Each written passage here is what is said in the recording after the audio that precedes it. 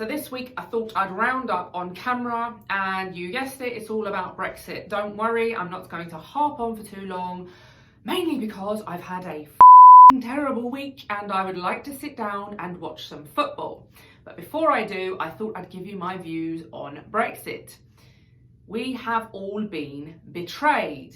And I know that people across the UK are feeling betrayed for all different reasons. Let me give you mine. As one of the 17.4 million people that voted to leave, I was told in a booklet that I paid for using the tax money that I give to the government that I shouldn't vote to leave, and they gave me all the reasons why. I still decided that I wanted to leave. Myself and 17.4 million other people all made that decision, and 3.5 years later, we still haven't had our Brexit. Now, as far as PMs go, I would say that Boris has had considerable support, particularly from the Leave side. When you consider the stick that Theresa May used to get, now I'm not saying that she didn't deserve it, because she did. She was an avid Remainer, and she campaigned for Remain, and then all of a sudden was put in charge of the country when we needed a Prime Minister to get us out of the European Union. It's like sticking the DUP in charge of negotiations for a united Ireland. They are going to intentionally screw it up.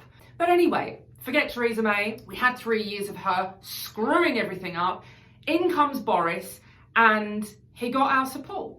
I threw my weight behind him, although I always maintained that I didn't have very high hopes for him. He's a Tory. Tories are spineless. But anyway, he received endorsement from people all over, including Donald Trump. Donald Trump said he thought he was going to do the right thing. So here we have it, right? Boris is enjoying a good level of support for the people that want to get out of the European Union. He spent his time talking about how we would leave without a deal unless we got a good one. No deal was fine by him. Getting out at the end of October, great. What does he come back with? He comes back with a complete and utter betrayal of the people that threw their weight behind him. Now, this isn't me putting a video out saying, oh, I knew he was in the wrong and I told you so. It's nothing to do with that, right? I don't even want to say I told you so to anyone, because I just wanted one politician to get something done, to do something they said they were going to do. And guess what? Boris hasn't done it. Now, every so often throughout this period of Brexit, which just seems to be perpetual, every so often I have kind of had this little daydream, almost a fantasy, where I'm thinking, is it possible that Boris and the DUP are just pulling the best poker hand you've ever seen, right?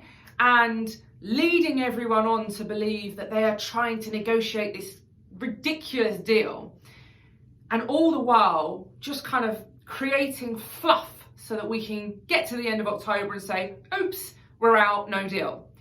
I would love that to be the case. I really would. And I've had lots of people say to me, Jane, did you think that's what they're doing? But you know what, in all honesty, no, I do not believe that is what they're doing. If I am wrong, I would be so happy to admit that I am wrong, but I just don't think that any Tory has got it in them. So I've looked at this deal, right? And it's no good. It is awful. In fact, it's not a deal. It's not Brexit. And I don't want to use these cliche sound bites, but it really is just Brexit in name only. Everything that Boris swore would remain sacred and wouldn't be touched, and everything he said that we could do, we're not going to be able to do. We're basically still in the European Union. But here is the most heinous act out of all of it. And it's what Boris has done to Northern Ireland. Boris has effectively put a hard border through the UK. Now, maybe people aren't processing how big this issue is and how important this issue is. We've seen for months, years, people banging on about the effect that any kind of border, even one camera, any sort of infrastructure, anything would have on the nationalist community if there was some sort of border between Northern Ireland and the Republic of Ireland. I refer the Honourable Lady to the letter that the Prime Minister set out to President Juncker on the 2nd of October, where the first commitment within that letter was the Prime Minister and this government's absolute commitment to the Belfast Good Friday Agreement. And that is a commitment we share not just within the United Kingdom, but also with our friends in the Irish government as well. And that is why we have shown flexibility in the arrangements, some of those arrangements which indeed have caused difficulty to some colleagues in the House, in order for us to address the concerns that were particularly in the nationalist community. I'm just going to touch on this word nationalist, right? Because people from the mainland watching this will get this. I've described myself as a nationalist for years. I learned very quickly when I got to Northern Ireland that it means something very different here. On the mainland, you describe yourself as a nationalist, you're a patriot, right? Or if you're left wing, then it means you're a neo-Nazi, racist, xenophobe. But normal people, we would just say nationalist, that's a patriot. Doesn't mean that in Northern Ireland. I learned that quite quickly. But in actual fact, in Northern Ireland, it still doesn't mean what they're intending it to. You see, the likes of Sinn Féin and the SNP, they all describe themselves as nationalists. How can these people claim to be nationalists? They are globalists.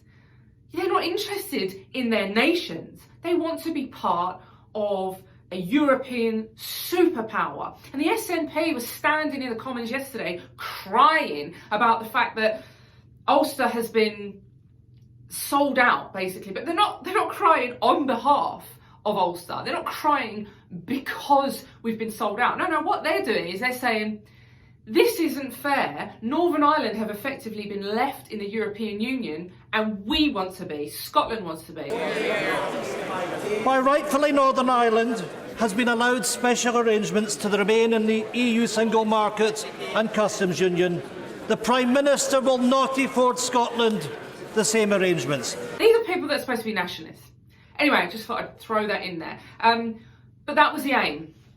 Do not upset the apple cart. Do not upset the nationalist community by any means. We cannot have it. There were threats of violence from the nationalist community. So Boris said, do not worry, there will not be any sort of border between Northern Ireland and the Republic.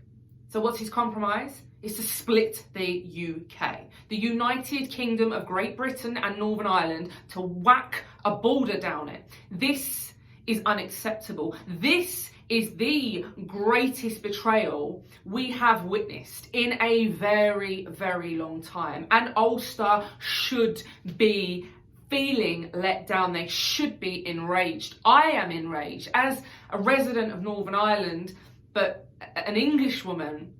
This is the most disgusting act of betrayal for part of our United Kingdom.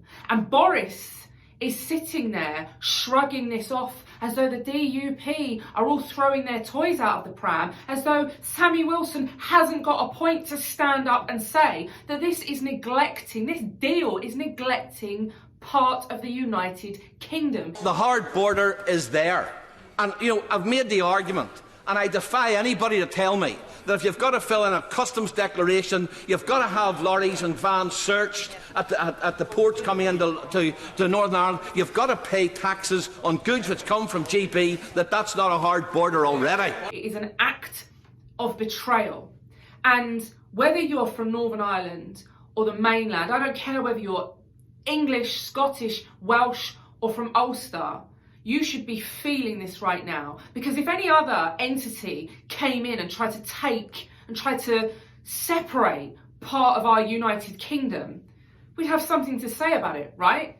But this is our own government splitting our union. And I really do hope that if no other reason has brought people out onto the streets, if it wasn't enough that we didn't get our Brexit 3.5 years ago, if it wasn't enough that we have had court case after court case funded by these fat cats to try and stop Brexit, if it isn't enough that we have had the deadline extended time and time again, then let this be reason enough for everyone to take to the streets. This is our United Kingdom. Northern Ireland is part of Britain. And if we allow Boris To sell them out like this, we must all hang our heads in shame. I'm going to leave you with this. And we will be damaging the fabric of the Union with regulatory checks and even customs controls between Great Britain and Northern Ireland, on top of those extra regulatory checks down the Irish Sea that are already envisaged in the withdrawal agreement. Now, I have to tell you, no British Conservative government could or should sign up to any such arrangement. And so